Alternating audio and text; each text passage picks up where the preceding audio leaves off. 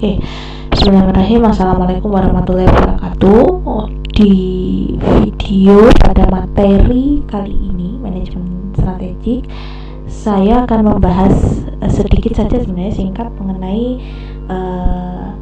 tahapan dari perumusan dan formulasi strategi yang dimulai dari menetapkan visi misi perusahaan. Jangan lupa kopinya, silakan disiapkan kopinya dulu sambil mendengarkan suara saya. Oke, pentingnya visi misi. Jadi sebenarnya I'm gonna change to blue. Oke. Jadi pentingnya visi misi itu ini menurut mostly keterangan dari PowerPoint saya ini ada di buku Fred R. David, tetapi beberapa saya ambil dari sumber-sumber yang lain, dan sumber-sumber buku itu semuanya sudah ada di link yang saya upload di Moodle juga ya. Jadi silakan kalian nanti tinggal baca saja. Nanti saya juga masukkan sumbernya, saya ambilnya dari mana. Jadi silakan dibaca lebih lengkapnya di chapter dan keterangan yang ada di buku yang saya masukkan nanti. Jadi 10 benefit atau 10 ke manfaat ya untuk ketika perusahaan memiliki misi dan visi yang jelas. Jadi achieve clarity, jadi memang of purpose ya. Jadi tujuannya itu jelas. Antara manajer dan employee itu mempunyai satu persepsi yang sama terhadap tujuan perusahaan itu mau apa dan mau kemana. Menyediakan basic atau dasar dari proses atau dari kegiatan perencanaan strategi. Jadi intinya ketika tujuannya jelas, perencanaan strateginya untuk mendukung tujuan itu juga lebih jelas, lebih detail gitu ya. Termasuk di dalamnya adalah internal and external assessment. Jadi penilaian dari faktor-faktor internal dan penilaian dari faktor-faktor eksternalnya itu jelas. Jadi intinya kan ini penetapan visi misi itu sebenarnya untuk menentukan formulasi strategi ya, atau strategi apa yang digunakan nantinya. Nah, itu dimulainya dari visi misi. Ini sekali lagi manajemen strategik saya ngomong secara ideal dulu ya. Nanti di tahapan di dalam proses penjelasan atau di tugas atau kalian menemukan artikel-artikel tentang fenomena-fenomena tertentu yang mungkin realitanya memang tidak sama dengan kondisi idealnya. Nah, itu nanti kita bahas di forum diskusi. Ini saya jelaskan secara ideal dulu. Jadi 10 benefit atau manfaat ketika memiliki visi dan misi yang jelas. Salah dua yang tadi saya jelaskan adalah ketika tujuannya jelas, persepsi antara manajer dan employee juga jelas. Jadi employee mulai direktur, manajer, employee itu tak sama-sama ke arah yang sama, intinya gitu. Nah, ketika arahnya sama, tentu saja nanti assessment atau penilaian internal eksternalnya juga akan mendukung ke arah yang sama itu gitu kan. Jadi tujuannya jelas, pengembangan perencanaan strateginya juga jelas, alternatif strateginya juga jelas, intinya seperti itu. Jadi intinya gambaran analoginya ketika direktur itu kepengennya ke arah menuju ke Jakarta gitu misalkan ya, tujuannya jelas nih. Jadi manajer juga punya tujuan yang sama-sama ke Jakarta, employee juga sama-sama kepingin ke Jakarta gitu kan. Nah, untuk ke Jakarta itu kalau sudah jelas, clear, tujuannya jelas, kita strateginya seperti apa, perencanaannya seperti apa, apakah naik kereta, naik pesawat, naik mobil sendiri. Nah, situasi yang mendukung ini seperti apa. Misalkan naik kereta itu penilaian internal dan eksternalnya seperti apa. Kalau sama-sama ke Jakarta, kita kita punya sumber daya yang mana, mencukupi untuk naik pesawat kah, mencukupi untuk naik mobil pribadi kah, mencukupi untuk naik kereta kah, atau naik bus kah, gitu ya. Itu salah satu contoh dari penilaian internal tadi. Nah, salah satu contoh dari penilaian internal tadi, kita sumber dayanya ini mampu di mana nih, sumber daya secara keuangan, secara sumber daya manusianya itu juga seperti apa. Nanti dibahas detail mengenai internal assessment di internal factor internal factor evaluation, nah itu ya. Begitu juga dengan eksternal faktornya, lingkungannya seperti apa nih, misalkan kalau ke Jakarta dalam kondisi pandemi seperti ini paling aman naik apa, misalkan naik kita sewa pesawat pribadi gitu misalkan. Nah, sumber daya seperti apa, nah itu yang dalam proses pencapaian untuk menuju ke Jakarta itu tahapan-tahapan perencanaannya itu yang akan dibahas lebih lanjut. Tapi yang jelas ketika visi dan misi itu jelas mau kemana, kita ini apa gitu ya, itu akan lebih gampang untuk menyusun strateginya. Jadi ini provide direction. Jadi kayak misalkan tadi ke Jakarta itu lewat mana nih? Ke Jakarta itu lewat mana? Yang paling cepat lewat tol, tidak lewat tol, lewat muter ke nggak harus lewat Jogja misalkan, lewat Semarang aja terus kemana gitu kan, itu directionnya jelas. Focal point for all stakeholder. Jadi kita tahu nih ke Jakarta itu siapa saja sih yang nanti kita dampaknya kalau kita ke Jakarta dengan naik bus, dengan bedanya dampaknya kita ke Jakarta dengan naik pesawat atau mobil pribadi itu seperti apa, siapa saja ya stakeholder yang terlibat di situ. Kalau misalkan kita ke Jakarta naik kereta gitu misalkan, berarti stakeholder terkait yang nanti yang terkena dampak kita dalam tanda petik ya, intinya kan kita akan melibatkan perusahaan kereta api, kita akan melibatkan pegawai kereta api, kita akan melibatkan beberapa penumpang terkait yang sama-sama berangkat ke Jakarta. Nah itu yang harus dipikirkan betul. Efeknya apa nih kita kalau ke Jakarta naik kereta api dengan efeknya kita naik ke Jakarta naik mobil pribadi, itu seperti apa nih dampaknya. Nah itu juga poin-poin ketika kita bisa clearkan jelas seperti itu akan lebih lebih jelas pula dampak yang kita ciptakan atau dampak yang masuk ke dalam organisasi dari stakeholder yang terkait. Result divergent views among manager. Jadi ketika tujuannya jelas, meskipun pandangan beberapa manajer itu berbeda, tetapi kerangkanya itu sudah masih tetap ke arah yang sama, intinya seperti itu. Promote sense of shared expectation. Jadi balik lagi, ketika arahnya itu jelas, beberapa ekspektasi yang berbeda pun masih dalam kerangka yang sama, masih dalam tujuan yang sama.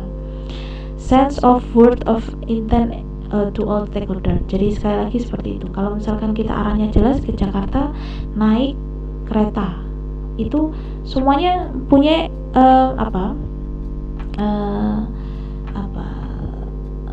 pandangan yang sama tentang stakeholder apa saja sih yang terlibat ketika kita menuju ke arah yang sama dengan alat transportasi yang kita tentukan tadi. Alat transportasi, bensinnya berapa dan sebagainya, itu sebenarnya analogi dari strategic planning itu tadi.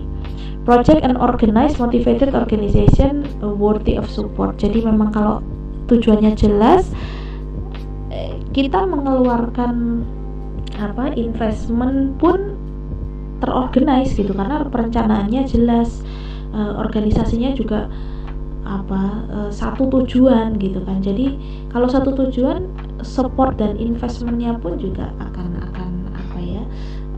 terfokus ininya gitu. Achieve higher organizational performance. Nah ini tujuannya memang seperti itu ya. Jadi sekali lagi manajemen strategik tujuannya adalah kinerja sebenarnya. Meskipun sebenarnya ada lebih detailnya kan, skopnya mungkin spektrumnya mungkin luas, dari profitabilitas juga bisa, market share gitu kan ya.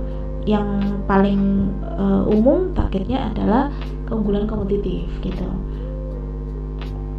Sinergi, nah ini penting nih sinerginya, karena tadi balik lagi, ketika tujuannya jelas, sinerginya pun juga akan sama, satu persepsi gitu ya. Nah sekarang visi itu apa sih secara harfiah? Itu merupakan arah yang ingin dituju. Nah tadi saya bilang adalah arah yang ingin dituju, cita-citanya perusahaan ini mau kemana, dirancang untuk menyatakan aspirasi dari kepemimpinan eksekutif. Secara ideal memang pengembang visi itu adalah kepemimpinan eksekutif atau board itu, atau kumpulan dari leadernya gitu. Tujuannya untuk membantu menyatakan misi. Jadi bedanya apa sih visi dan visi? Itu kan tujuannya, visi itu mau kemana kita gitu kan. Nah kalau misi itu detailnya seperti apa gitu ya, detailnya itu seperti apa, selama perjalanan menuju ke sana itu detailnya itu seperti apa, itu misi. Lebih detail daripada misi adalah strategi. Jadi singkat, lebih disukai satu kalimat bisa berupa frase. Ini sekedar ini aja sih umumnya ya, tapi tidak harus seperti ini. Intinya yang penting di sini itu adalah arah. Ini poin di sini, arah dan aspirasi. Nah, intinya seperti itu. Nah, misi itu apa? Pernyataan mengenai niat suatu perusahaan, falsafah mengenai pengambilan keputusan strategis. Makanya ini lebih detail daripada visi sebenarnya. Jadi citra yang ini diproyeksikan, ini contoh ininya saja sih sebenarnya, yang biasanya digunakan white citra. Oh ya, citra yang ini diproyeksikan perusahaan. Jadi ini detail. Analoginya seperti ini. Misalkan nih, kita tadi ambil contoh, kita mau ke Jakarta naik kereta misalkan. Dalam kereta itu kan kita akan terkoneksi dan berdampak dan mengambil dampak dari stakeholder, penumpang ya kan, penumpang lain, pegawai stasiun, perusahaan PT KAI. Nah kita nih citra kita sebagai perusahaan yang juga bagian dari penumpang lain itu seperti apa pengennya dilihat stakeholder, itu seperti apa, kita memproyeksikan diri kita itu seperti apa. Nah contohnya itu analoginya. Nah dalam proses perjalanan itu kita mau mempositioningkan kita itu seperti apa, kita itu seperti apa. Kita bisa ambil nih opportunity dalam proses perjalanan itu. Misalnya kita sekalian bangun networking, atau mungkin memang salah satu misi kita adalah membangun networking, akan membangun jaringan yang nanti efeknya meningkatkan market share gitu ya. Konsep diri perusahaan itu seperti apa, nah tadi gitu ya. Identifikasinya kita itu seperti apa, penekanan atas produk, pasar, teknologi perusahaan, dan menjadi prioritas perusahaan. Jadi contohnya analoginya ya itu tadi ya, balik lagi, ketika selama proses perjalanan itu kita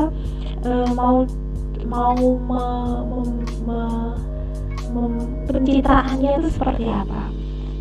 Misalkan kalian mungkin sering sekali ketika kita di kereta gitu kan, akan banyak tuh orang-orang yang kepo gitu misalkan ya. Jadi kayak misalkan pertama dimulai dari pertanyaan mau kemana mbak, karena perjalanan ke Jakarta itu kan melewati banyak kota tuh, biasanya akan ditanyain mau kemana mbak. Nah itu visinya kita sampaikan dulu di awal, saya mau ke Jakarta bu atau pak gitu kan. Terus ada urusan apa mbak ke Jakarta, atau urusan apa bu ke Jakarta. Nah itu kita memproyeksikan diri nih, mulai gitu kan, saya ini pak mau ada kerjaan gitu, atau sekolah gitu. Terus akan ditanyain lagi, sekolah di mana, kerja di mana, kerjaannya apa, dan sebagainya. Nah itu tuh proses kita menekankan konsep diri perusahaan, apakah kita mau dari produknya kah, pasarnya kah, atau teknologi yang kita gunakan. Nah itu seperti itu. Itu analoginya saja ya, tapi detailnya nanti, contoh-contohnya nanti akan saya sampaikan juga. Komponen pernyataan misi. Nah komponen pernyataan misi itu setidaknya ada 1, 2, 3, 4, 5, 6. Sekali lagi ini menurut buku Fred R. David ya. Buku yang lain mungkin akan ada persepsi yang atau gambaran yang berbeda, tapi basically semuanya hampir sama sebenarnya. Produk atau jasa, kita mau menekankan konsep perusahaan atau konsep diri atas produk atau jasa kah gitu misalkan. Jadi bisa menjadi abstraksi singkat yang bermanfaat untuk pihak luar yang ingin mengenal perusahaan gitu. Jadi kayak tadi contohnya ke Jakarta itu apa, mau ada apa gitu misalnya kalau saya tergantung tuh lagi mood yang mana, tapi sebenarnya kalau lagi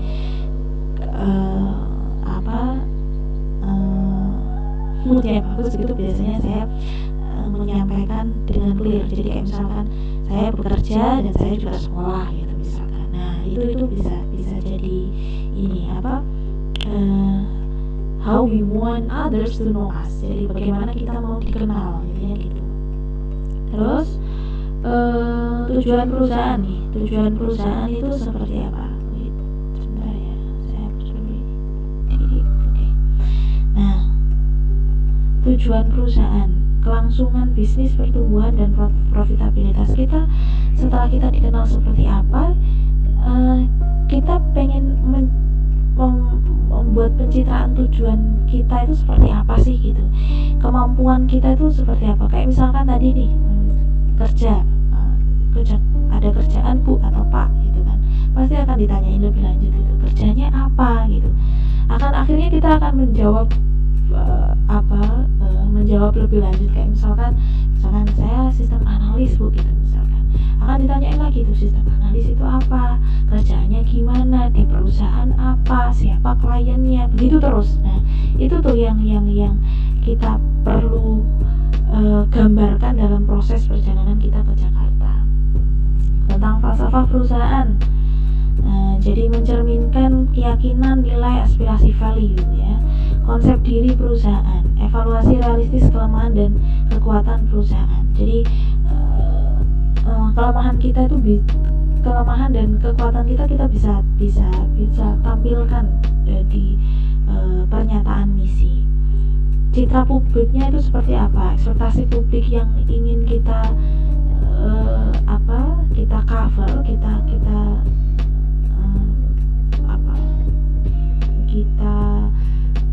bukan capai ya, covering apa itu ya, itulah covering itu yang seperti apa. Apakah perhatian atas karyawan merupakan bentuk prioritas atas SDM perusahaan? Jadi apakah semuanya ini harus ada dalam pernyataan misi? Enggak, ini hanya contohnya saja. Kita mau misi dari sisi produk atau jasa atau pasar utama atau teknologi kompetensi teknologi yang perusahaan punya, boleh.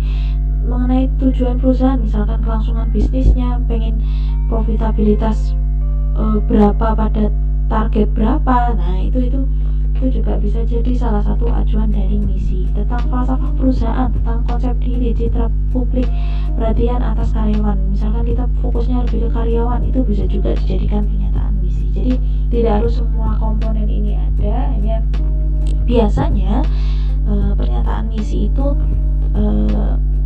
mencakup atau mengambil dari beberapa atau salah satu dari konsep komponen pernyataan ini gitu ya. Jadi ini contohnya, ini Johnson & Johnson. Kami percaya tanggung jawab kami adalah terhadap dokter, perawat, pasien, ibu dan semua yang menggunakan produk dan jasa kami. Jadi ini lebih kepada sini ya, produk dan jasa, dan juga mungkin lebih kepada ini lebih kepada produk jasa. Terus contohnya lagi ini, dengan cara yang menguntungkan pelanggan, pekerja dan investor lain serta masyarakat pada umumnya. Nah ini juga termasuk, berarti ini tujuan perusahaan. Sorry, sebentar saya hapus dulu. Nah, McGraw-Hill ini kan penerbit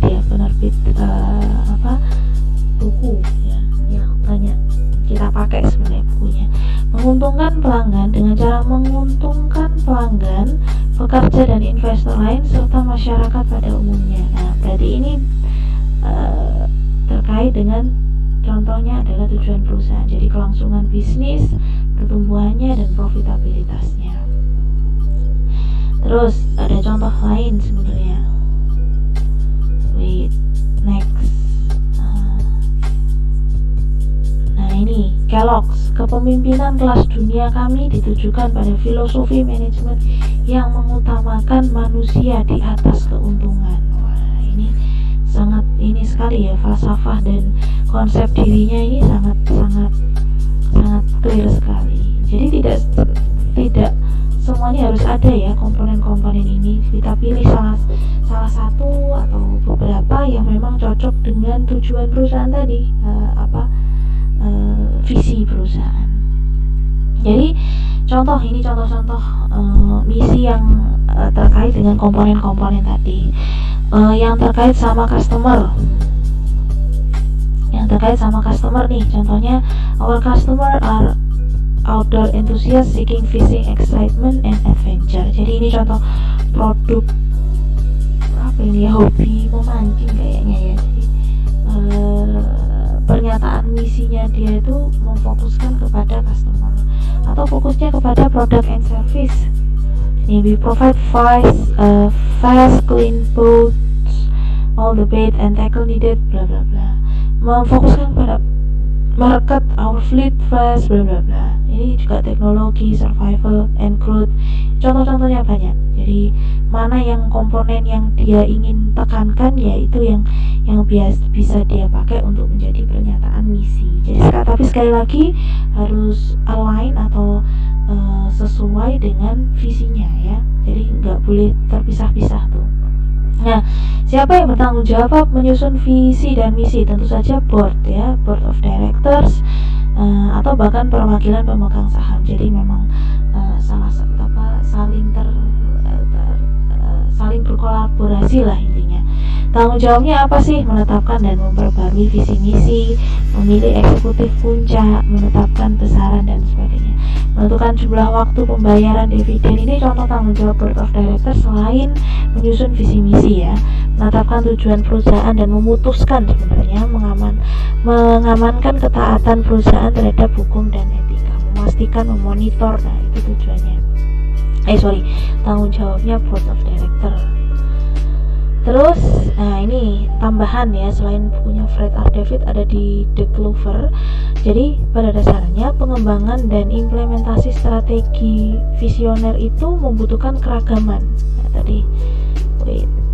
Membutuhkan keragaman perspektif dan dukungan yang kuat dari dewan direksi. Jadi dewan direksi itu nggak mungkin cuma satu kan, namanya aja dewan ya. Jadi ada beberapa anggota gitu. Itu memang visi itu memang idealnya disusun dari beberapa perspektif. Kalau dari satu perspektif aja memang umumnya agak kurang rich ya, atau kurang kaya gitu. Karena kadang kalau misalkan satu saja diputuskan, kayak misalkan tadi pengen ke Jakarta, mungkin ke Jakarta itu bukan tujuan yang tepat. Nah itulah tujuannya di dalam menyusun visi itu ada beberapa board of director gitu ya, maksudnya ada beberapa orang lah intinya yang menyusun itu. Peran dewan yang paling penting adalah memantau ya, tadi yang dijelaskan ya. Jadi memantau, mengamankan proses implementasi strategi dan memberikan umpan balik kepada pemangku kepentingan. Jadi intinya setelah visinya ditentukan, misinya ditentukan, strateginya seperti apa yang mendukung visi dan misi itu, lalu tugasnya adalah memantau. Ini bukunya The Clover kalau nggak salah, yang chapter 10 mengenai peran dari board of directors. Oke, ini survei. Nah, ini survei yang bukan lucu ya, tapi seberapapun proses penyusunan visi misi, strategi dan sebagainya, ternyata ini survei dari McKinsey memang cukup lama sih, 2015. Jadi 25%. Jadi survei ini adalah mensurvei board of directors, jadi dewan-dewan direksi dari banyak perusahaan ya. Jadi dari hasil survei ini hanya 25% yang 25%-nya itu tidak memiliki pemahaman yang terbatas terhadap strategi perusahaan. Jadi nggak tahu nih apakah strategi perusahaan itu secara utuh itu seperti apa, apakah mendukung visi dan misi. Itu 25%-nya itu nggak paham atas itu, dan hanya 11% yang memiliki pemahaman yang lengkap gitu ya. Nah, ini juga bagus. Lebih dari 50% itu memiliki pemahaman yang terbatas tentang tujuan perusahaan jangka panjang 5-10 tahun ke depan. Dan hanya 4% yang sepenuhnya memahami posisi jangka panjang perusahaan ini mau kemana, mau mencapai apa. Itu hanya 4%. Dan lebih dari 50% memiliki sedikit atau sama sekali tidak memiliki pemahaman tentang poin-poin utama atau inisiatif utama yang dibutuhkan perusahaan untuk mengamankan masa depan jangka panjangnya. Jadi mostly mikirnya tuh masih short term gitu, which is itu yang banyak terjadi di karakter board of director perusahaan-perusahaan di Indonesia. Tapi apparently ini menurut McKinsey, survei McKinsey itu juga memang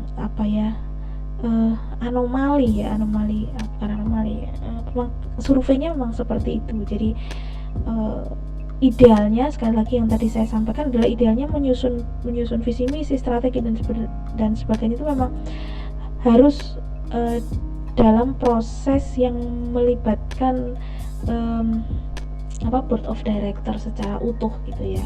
Meskipun sebenarnya kalau sudah tahapan eksekusi strategi, board of director hanya memantau, memastikan gitu kan, monitor ininya gitu. Tapi apparently berdasarkan hasil survei ini seperti ini gitu ya.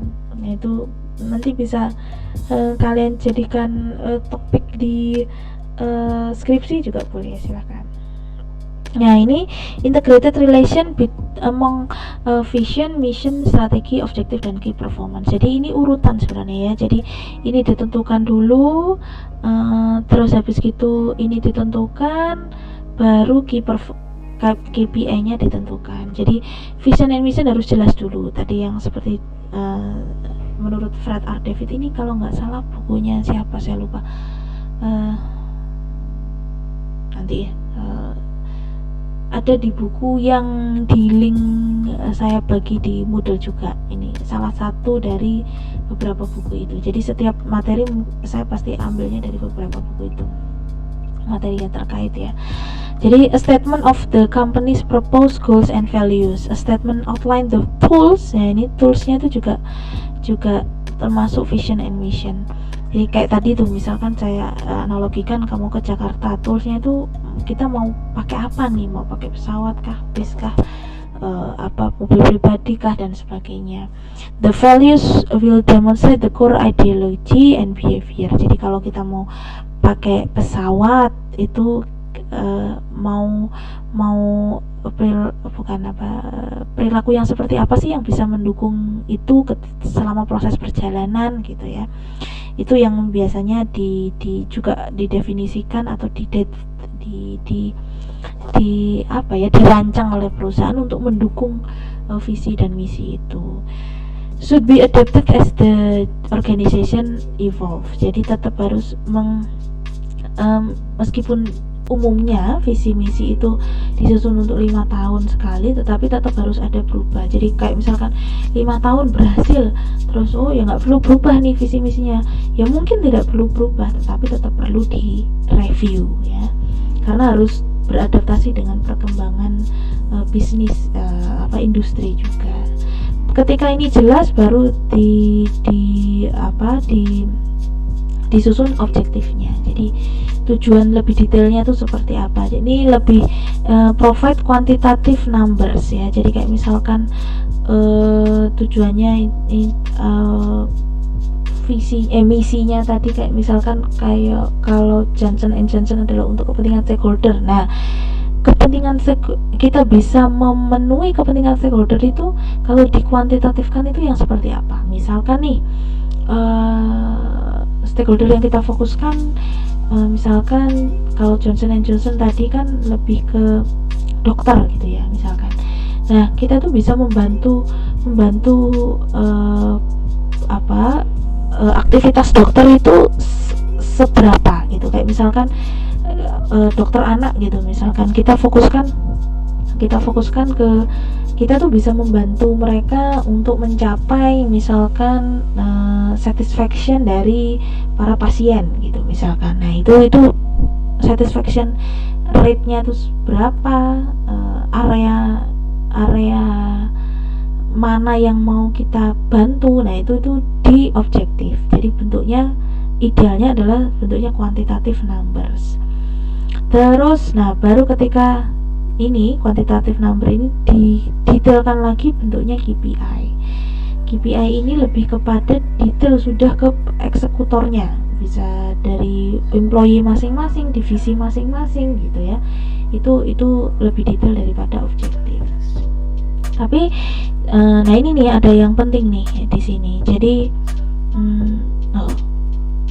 tidak saya masukkan. Jadi sebenarnya apakah KPI itu perlu dibuat sedetail mungkin? Idealnya iya, tetapi terkadang KPI yang terlalu detail itu malah susah untuk dimonitor. Nah intinya seperti itu. Jadi seperti KPI yang seperti apa sih yang bisa mendukung pencapaian tujuan objektif, dan yang terakhir adalah vision dan mission. Sekali lagi sesuai dengan kebutuhan, sesuai dengan kondisi perusahaan maupun di kondisi di industri itu seperti apa. Nah ini kaitan visi misi dan alternatif strategi, ini contoh-contoh saja ya. Jadi kalau strateginya, saya ganti warna. Misalkan kalau strateginya adalah forward integration, berarti definitionnya adalah gaining ownership or increase control over distributor or retailer. Jadi ini memperkuat rantai pasokannya gitu ya. Terus ininya apa yang dilakukan, detailnya seperti apa. Ini contohnya Amazon ya. Amazon membuat delivery service di US cities. Jadi kayak misalkan dia pengen mengcover tadi ya integration, forward integration itu lebih kepada distribusi. Ini nanti kalian semoga saya juga kalian manajemen strategik, semoga nanti dijelaskan di sistem informasi manajemen ya. Jadi ada forward integration itu kaitannya sama rantai pasokan yang terkait dengan distributor sampai ke end user, jadi sampai ke end buyer-nya itu seperti apa. Nah Amazon ini buat contoh eksekusi pelaksanaan implementasi strateginya adalah membuat rapid delivery service. Rapid delivery service itu seperti apa ya? Intinya dia ingin memberikan service yang paling baik terhadap end usernya, tidak hanya end user sih, distributor dan sebagainya, dengan memberikan service yang tercepat lah intinya gitu. Itu forward integration atau integrasi yang lebih terkait dengan distributor dan end user, intinya seperti itu. Ini backward integration. Nah bedanya backward integration itu lebih kepada hubungan dengan supplier. Nah ini Starbucks purchase coffee from a farm. Nah intinya seperti itu. Jadi ini backward itu kaitannya sama supplier, intinya ke supplier ya. Forward ini kaitannya sampai ke customer, mulai distributor sampai customer. Ini contoh-contoh yang lain kalian bisa baca di bukunya Fred R. David. Ini banyak sekali contoh-contohnya. Jadi ini misi strategi yang dibuat itu memang mendukung visi dan misinya dia. Oke, ini juga kaitan secara diagram saja sih. Jadi bagaimana ketika misi dan misi itu didefinisikan dan mendukung keunggulan kompetitif perusahaan. Jadi sekali lagi manajemen strategik itu tidak hanya untuk memastikan bahwa visi dan misi tercapai, tetapi juga menciptakan keunggulan kompetitif ya, atau competitive advantage itu. Jadi ketika ini dibuat circle gini dan kenapa kok circle, karena terus diformulasikan, diimplementasikan, dievaluasi, begitu seterusnya. Ketika ada proses ini yang berlangsung secara berkesinambungan, tentu akan bukan tentu ya, tetapi kemungkinan besar akan mencapai keunggulan kompetitif yang yang tidak hanya dicapai dalam jangka waktu pendek tapi juga dalam jangka waktu yang panjang. Nah, ini kan tadi saya jelaskan evaluate. Nah, jadi pertama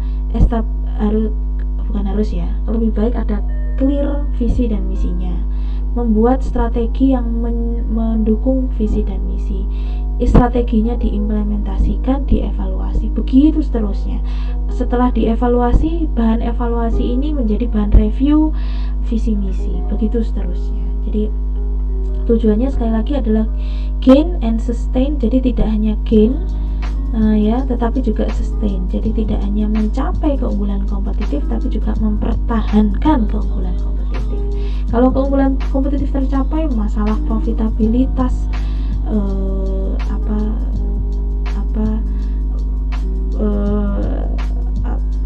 dividen yang cukup ke shareholders atau apapun yang kita vision kita pasti akan tercapai secara tidak langsung gitu ya. Oke, ini singkat saja, jadi terima kasih, semoga bermanfaat. Prepare your coffee and snack and keep listening and watching on the next material. You don't have to subscribe, by the way. You don't have to comment, you don't have to subscribe. I just need you to be involved in the process of our learning, gitu aja. Nah, oke, terima kasih. Saya akhiri dulu. Assalamualaikum warahmatullahi wabarakatuh.